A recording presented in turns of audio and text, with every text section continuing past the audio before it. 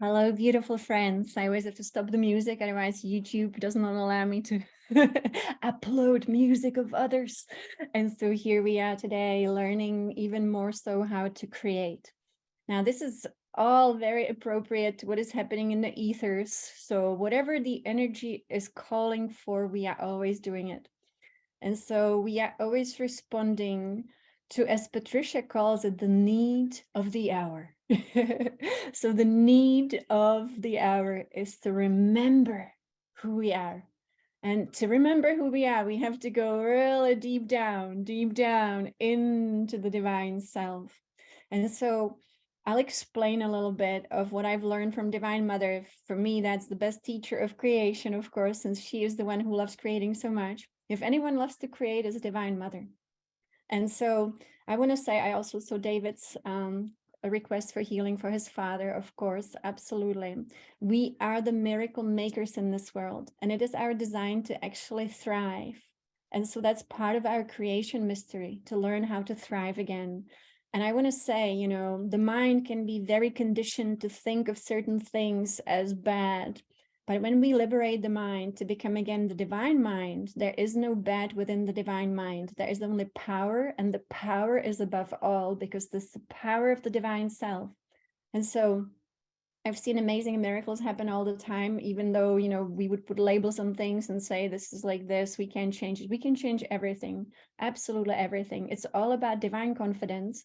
But divine confidence is not something that just, we believe we have. We must embody divine confidence. Divine confidence to me comes only from the practices that we do when one day the human dissolves. To me, I cannot find confidence in the human. Either humans are very confident for no reason, and they think, I'm confident because I have these skills. I'm confident because I went to this university. I have this title, so I'm confident. I have this amount of money, makes me feel confident. But to me, that's the confidence that is very shallow of the human lower nature. The true confidence that we can actually reach within us all is the confidence of the divine self, which only knows divine confidence. And I always share, many stories, but hopefully they are very helpful, because to me, storytelling is a way to actually experience the energy of something that is within us. So I always tell the story when Yogananda was teaching me about divine confidence. And I mean, Yogananda, if anyone was confident, it was Yogananda. The confidence in his connection with Source, his confidence that he is a divine child and he can command anything he wants. And that, if he says to God, take all my karma now, God will take his karma. That's the kind of confidence. And so he was teaching me. And then one day he comes, and actually it was at night, and he says, command, creator of all things, reveal yourself to me. And so there I am, middle of the night, Yogananda's with me. As always, my husband asleep next to me, and I go like, creator of all that is, reveal yourself to me. And of course, with the help of Yogananda, the creator of all that is had to reveal, and I always say itself, because there was no doubt. There was not even one slight, tiny speck of doubt. It was simply that I know that this confidence, when I say so, it must be done. But again, I give my thanks to beloved Yogananda, because I can't imagine ever doing that without him. And so that's the purpose of all that we do. If you think, why are we building the vehicle of light? What's the tetrahedrons? Well, it is so that we expand our energy field to be able to reach these higher states of consciousness, confidence, power, magic, just having all that is ours anyway, but realizing this. And so for me, healing, I approach my own healing from that level of confidence, and sometimes it's good to disconnect from all that, we call labels.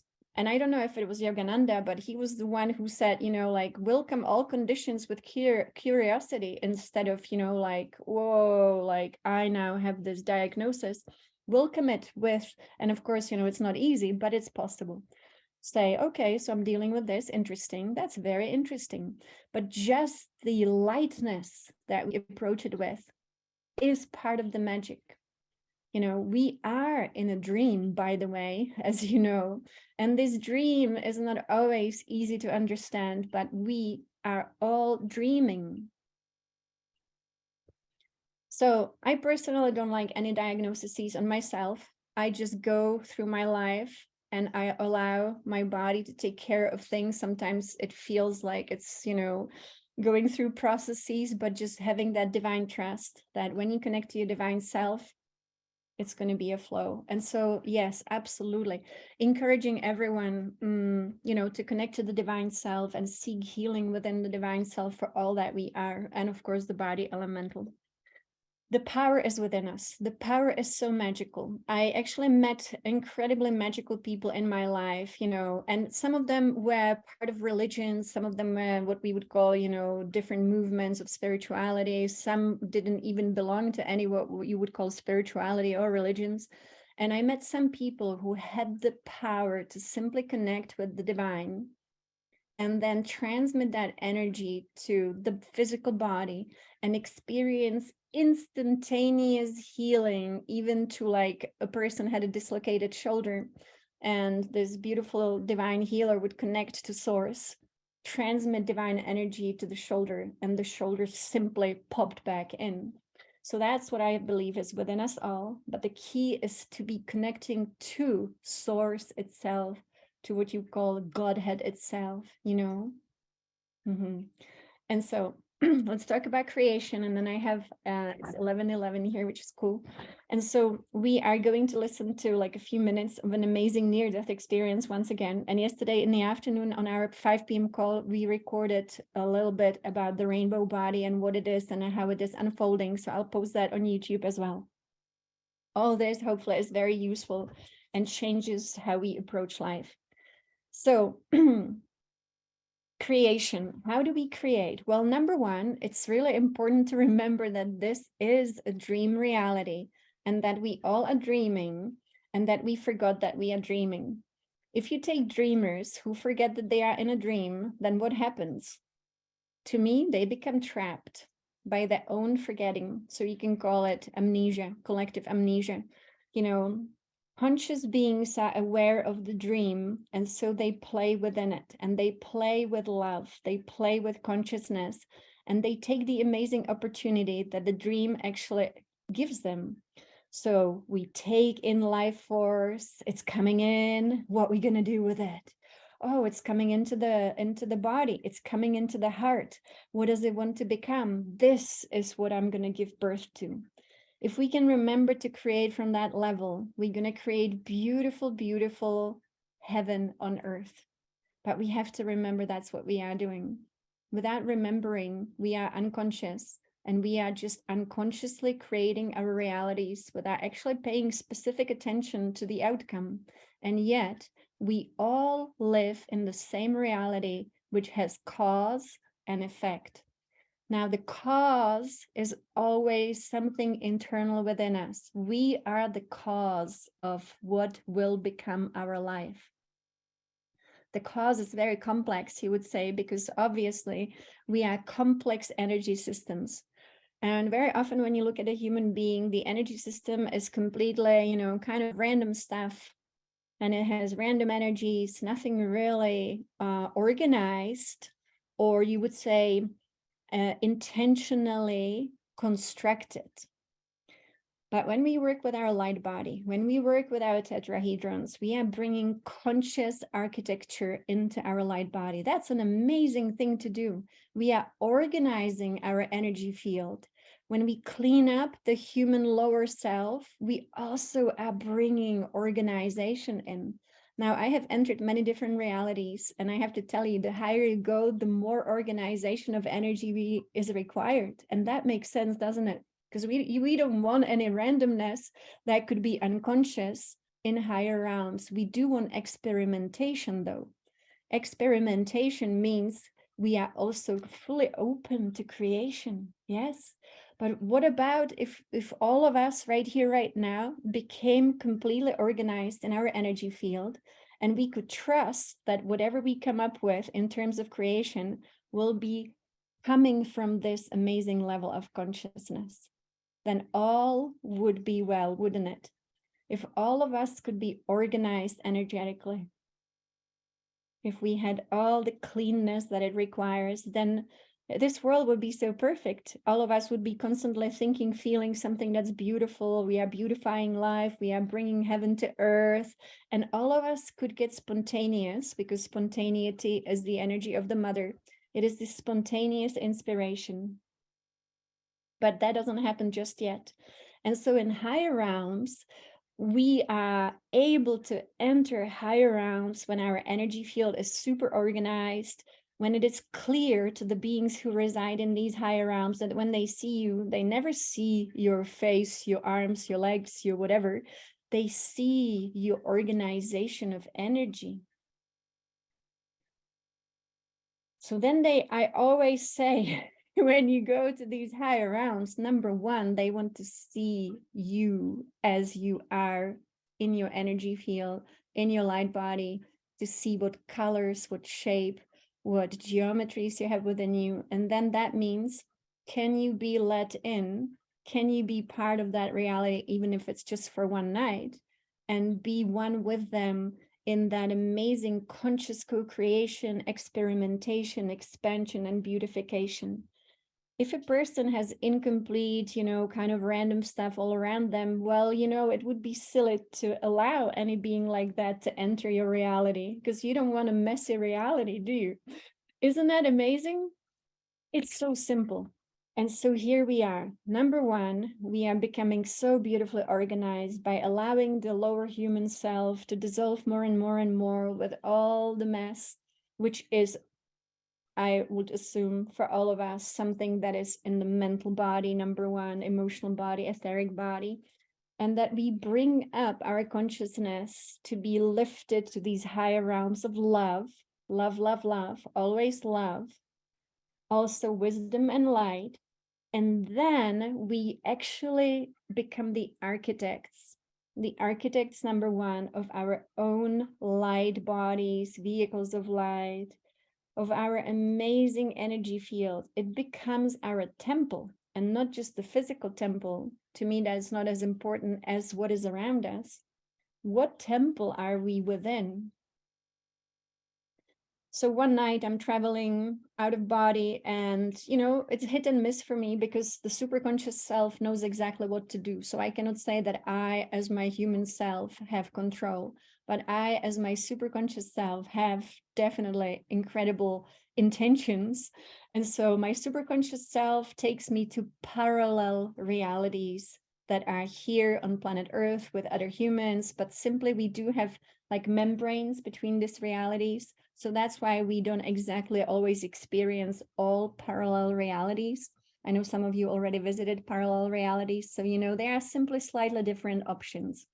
We talked about it as if you took the third dimension as the floor in a tower, and on that floor of this big building, you had maybe, I don't know, 2,000 rooms.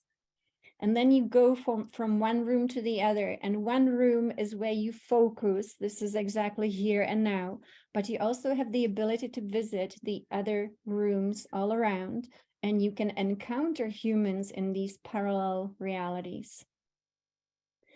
So I enter a parallel reality. One of them pretty boring. I'm not into sports, so I see they still play baseball and they get to see you. So Gurga, I know you visited a parallel reality. So the beings then, the humans, they see you, they notice you, you can speak to them, they speak to you.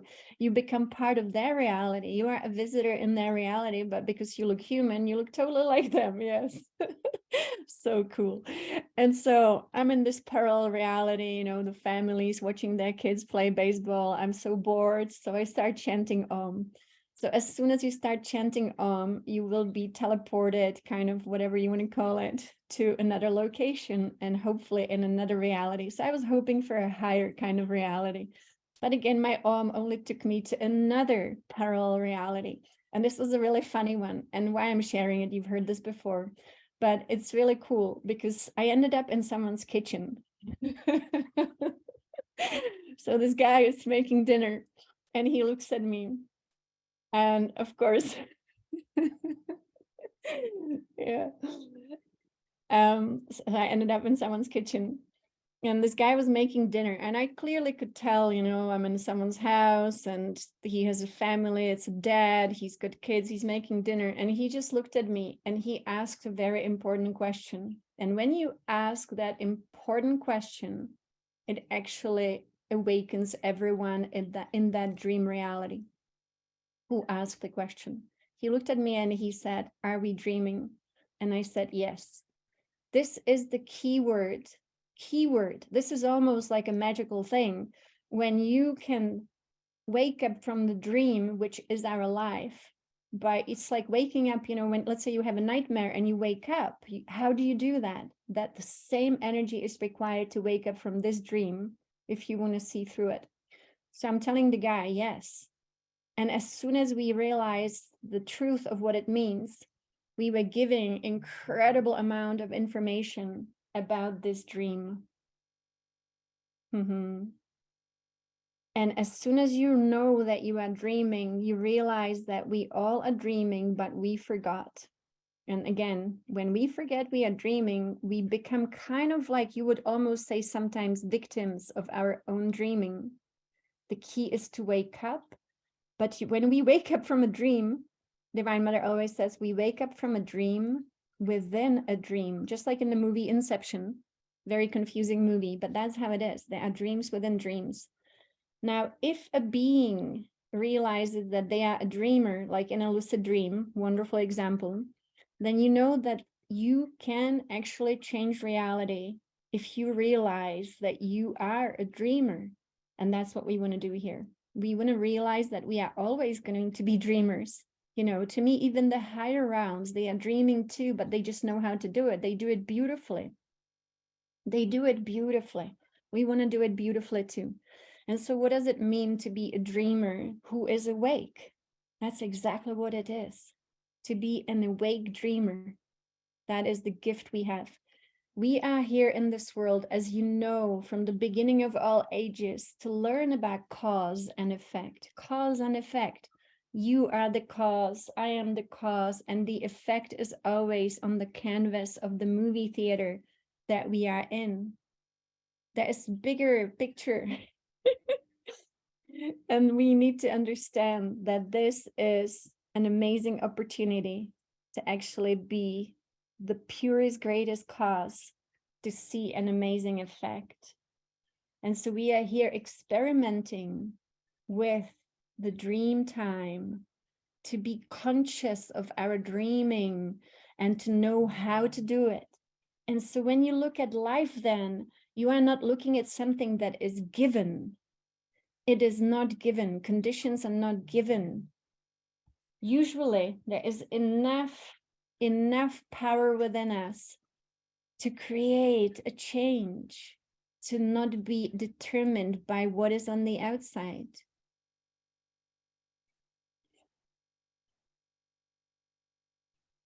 How many of us can look at life as is without any emotion?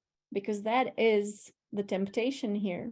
When we start reacting emotionally to what is on the outside, who reacts emotionally like that to a movie that they created? Think of yourself as the director of a movie. Our lives, we are the directors of the movie, right? So imagine looking at the movie that you created. Would you have emotional reactions as if the movie was real? No. This is the hardest thing to do. I always admit, as a human being, it is the hardest thing to do, is to look neutrally at what is, see it, and say, this was the result of some cause.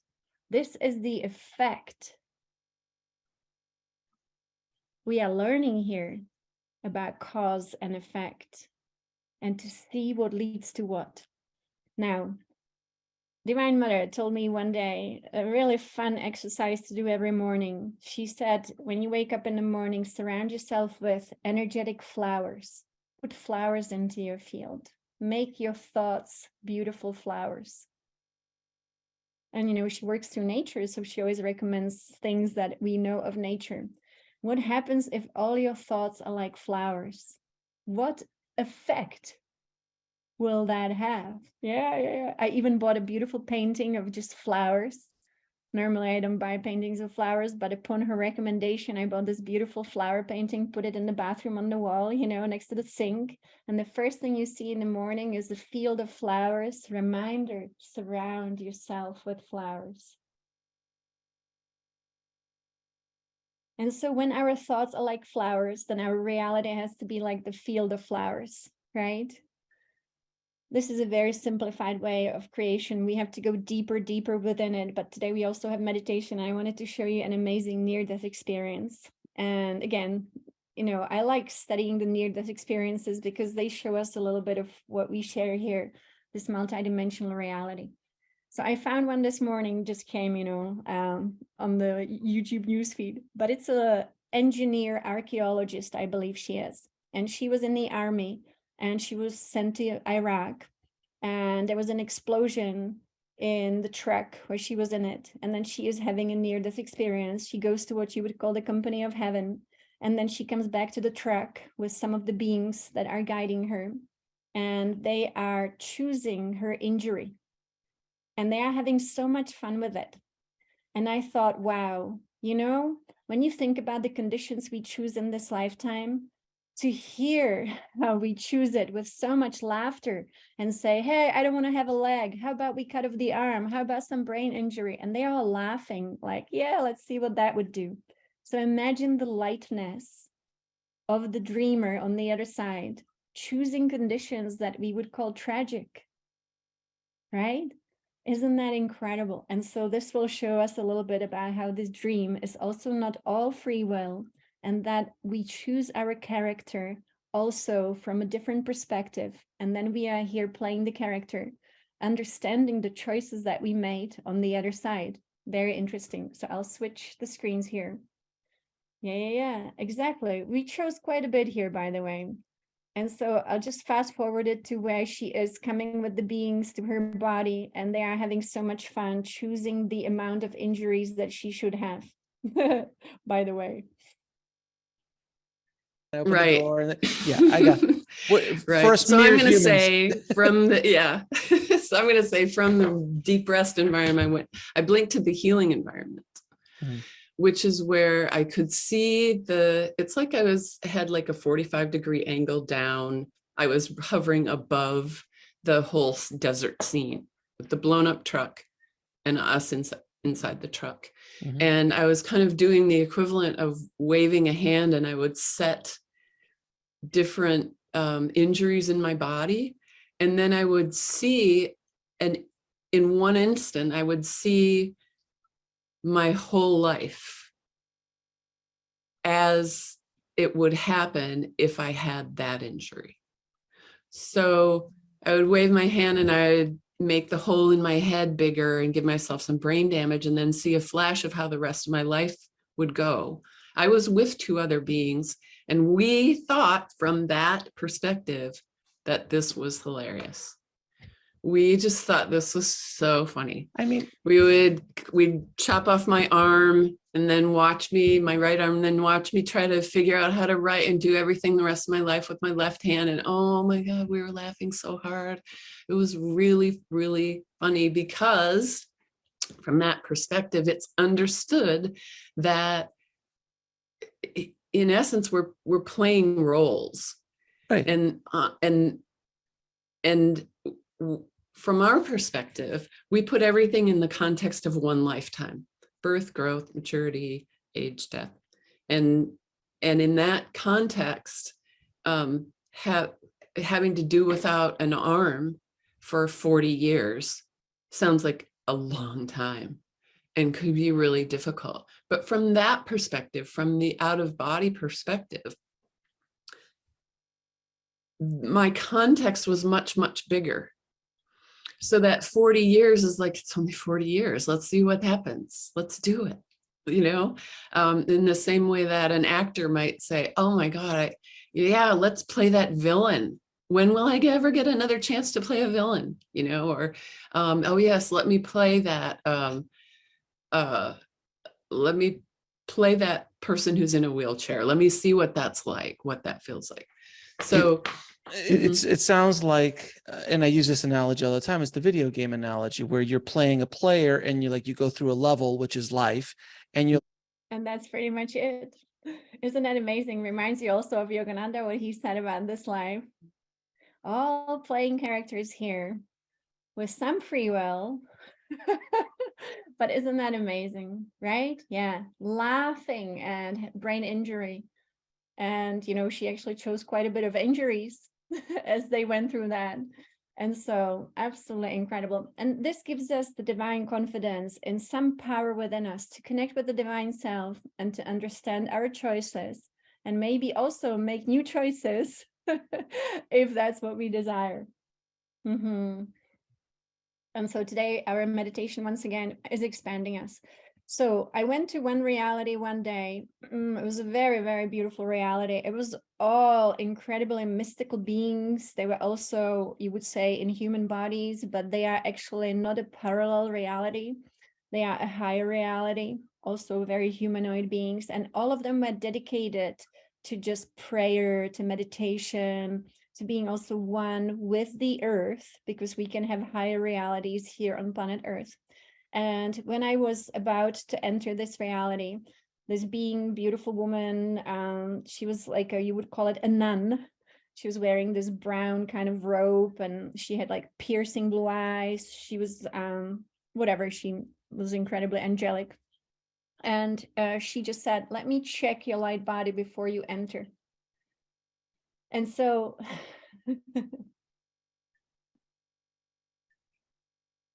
and I see the comment here, why do we watch horrible stuff? Well, to me, positive things, horrible stuff, that's a big question. We are here to understand all of it. Was it horrible? Was it empowering? To me, this was actually very empowering. And I hope that to most of you, this was empowering. Because the empowering thing is to not see things as horrible, but to feel the power within, to approach all the conditions, right? To see this as our divine self with that incredible power. Instead of saying I'm a victim of something horrible, what about the power within? Like this lady, she was choosing power. And it was incredible. So definitely. I hope this has a good effect on everyone and is empowering instead of going into dislike and discomfort. I hope to bring more comfort to all of us. Because the comfort of the divine self is the only comfort that I believe there is. And from the human self perspective, things look different. From the divine self perspective, the things look very different too. And so here we only support the divine self perspective, which has the big picture. Absolutely. Always calling in the power of the divine self.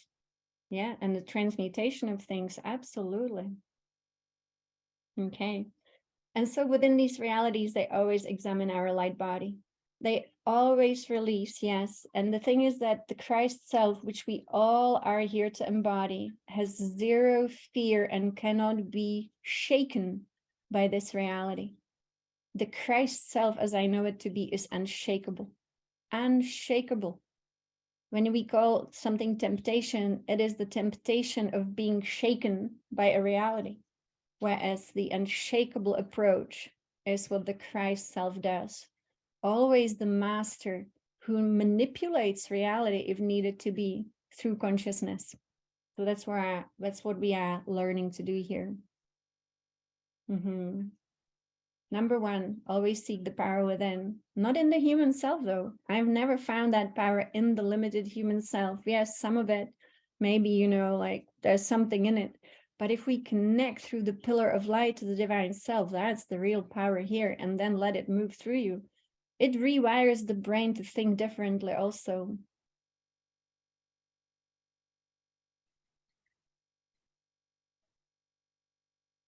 And so let us go into meditation to build our beautiful vehicle of light, to feel even more empowered. We are expanding consciousness through this work. And expanding consciousness makes it simply more It makes us lighter. And I don't mean just lighter when it comes to light as brightness, but also lighter, like a feather. And only when we are light, we can rise, just like a feather. And so we are experiencing lightness. And so let me check which track this is.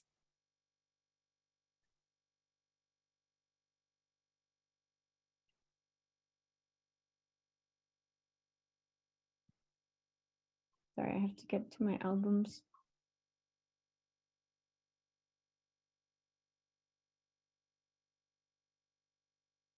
So here it is.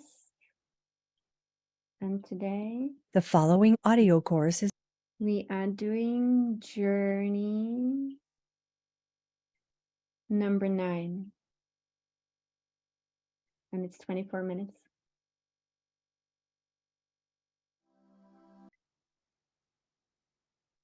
And so, my dear friends, this is how we become a greater source of light. We are becoming a greater source of light so that we can actually participate in creation consciously, which means honoring the gift of life with 100% love, 100% consciousness, instead of creating unconsciously.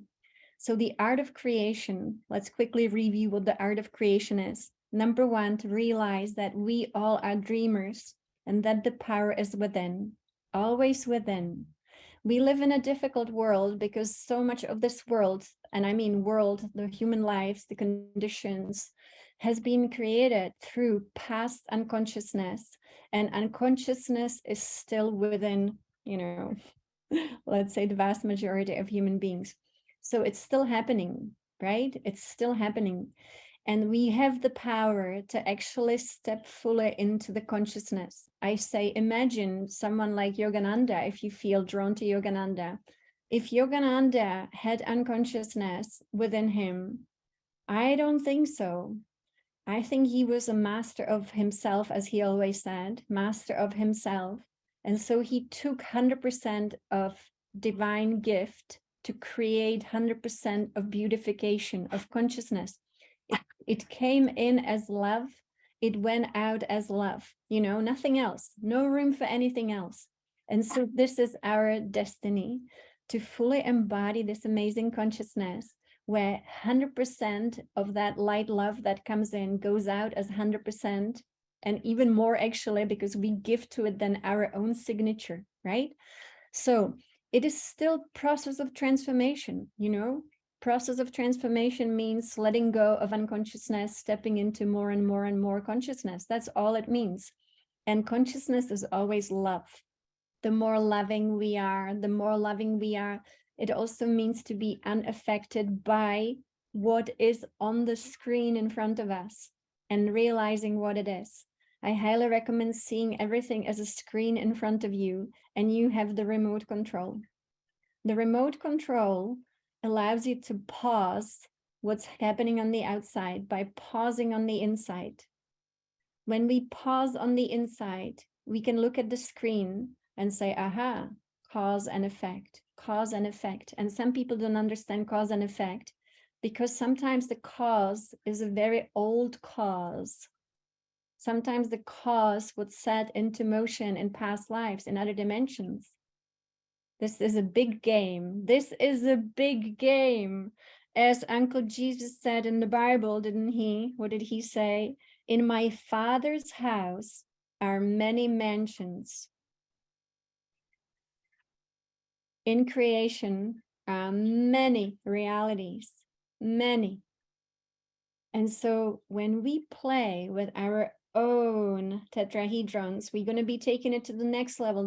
We have 4 months of creating a whole new vehicle of light so that we can understand who we are. This is very simple. We only are understanding of who we are more and more and more and more, the more we expand from the limited human being who had no idea. That we still have enough human beings in this world who have no idea. So they create, really randomly, constant random creation, but it is creation. And then the canvas, the screen is filled with random creation. We want to simply become a little better at this. this is now the time to do it, because a lot of assistance is coming to us so that we no longer have to replay the same old movie, but we can step into new adventure as conscious dreamers. This is a whole new game. Yes, the cage has been opened. Freedom is here. We are now very different, very different. Divine Mother says every day, create. Create from the core of your heart, always, always. And every moment you are a creator being. You don't take breaks. Sometimes we take little breaks to look at the creation and say, okay, cause and effect. How did this work? Was this a good one? And then when you see that maybe some colors are off, which happens, you say, oh, okay, so I'm going to fine tune that brush within me to paint a better picture on the outside. And then again, you look, you pause, you see it, you see the result, and then you go back in. We keep going back in. So what is temptation? So misunderstood by the stories we had.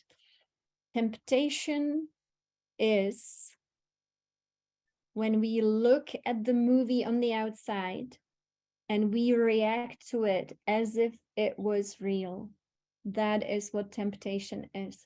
If we react to the movie on the outside as if it was real, we have been tempted by the movie.